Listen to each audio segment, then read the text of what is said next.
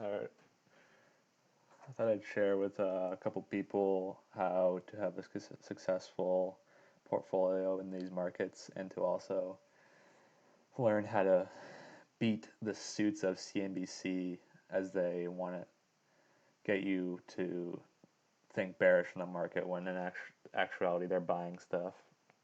So I mostly got in March through the summer of 2020 because I thought it was a big buying opportunity for stocks, given the fact that they were down so much after that point. And if you were looking at CNBC, they were all saying, "Oh, you gotta stop it! Like this market's gonna tank, etc., etc." And I'm just gonna go through some of the stocks I like and also why that happens and what they're trying to do and how it should be illegal, but it really isn't. So first of all, I'm going to play a clip from the Guggenheim CIO on his short term position and his thoughts on Bitcoin.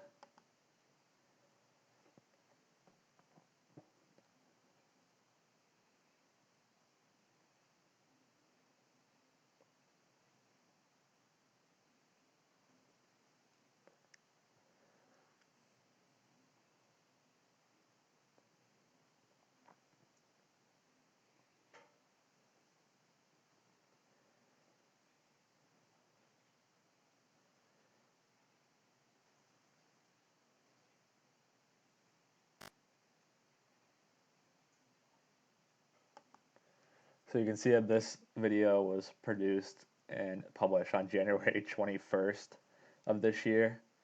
And as we go to the Bitcoin US dollar, it was at 42,000 in January 6th, and now it's quite clearly higher than that.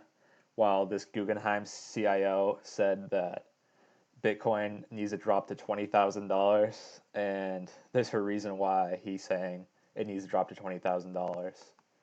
It's the fact that he bought $500 million worth of Bitcoin on January 31st, and he made these comments on January 21st that Bitcoin needs a pullback in the short term, which is really, really shady, and it's not illegal considering it's just his viewpoint. But when you get guys on CNBC like this, you gotta watch out. CNBC really, really has a lot of suits that want to try to claim the market goes down when it's doing the opposite. So that's what you gotta look out for CNBC, and a lot of the people that are on TV really want the stocks they say are going down. Half the time they want them to go down so they can get a shorter price. And so I'm gonna go through after that. I'm gonna go through a couple of stocks that have done really, really, really well for me. So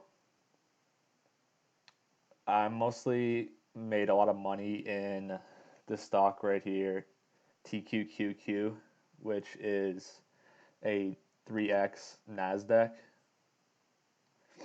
Let me get it up real quick. It's a 3x the NASDAQ 100. And if anybody doesn't know what NASDAQ 100 is, it's similar to the NASDAQ, but it has just like the biggest parts of the NASDAQ.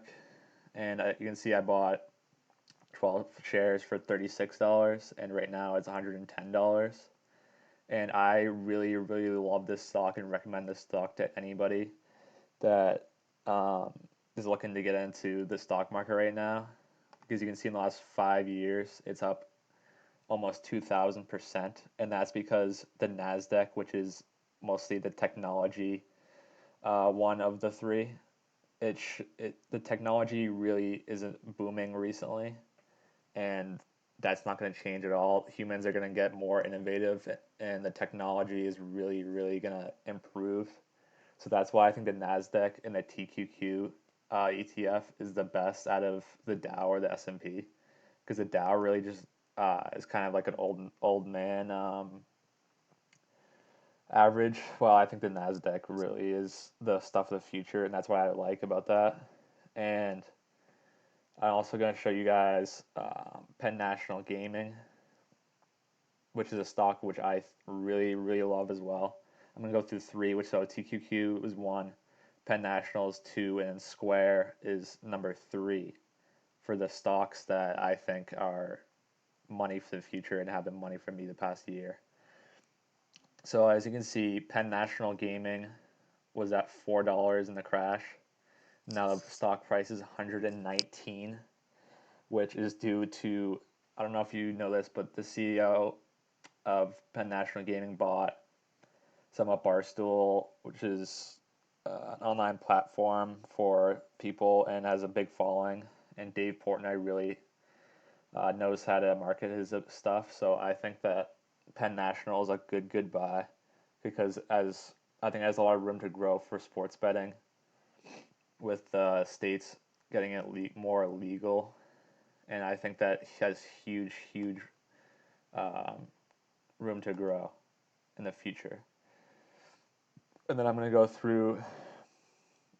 You can see all my stocks if you want to, but I'm just going to highlight three of them. So my last one to highlight is Square, ticker SQ, and this one has a lot of growth potential because as you see, Cash App is really taking off, and it had increased like the revenue and the gross profit have increased over 200% over the past year with more people getting onto digital platforms and having digital money. So that is really a good stock to own. And I think that we could see Square at $1,000 within the next 5 years, considering how much it has increased over the past 5 years. And I think it has unlimited potential with the fact that it has gotten to Bitcoin and cryptocurrency recently, and it has a huge sector that is only going to increase with less and less people wanting to use cash. And so those are the three that I wanted to highlight, which have done really well for me over the past year. I think Penn and Square I'm up over 100%, and then TQQ I'm up over 200%. And you can see I've almost doubled my money since I've started investing in March. And it's really easy when you know what stocks and what to do, because all the CNBC people probably are happy with 5% and 10% gains and don't want any risk at all, when people of the younger generation know that there's just a lot of stocks that are trying to hide from us, and we can do a lot better trying to get in versus the stuff that they try to recommend.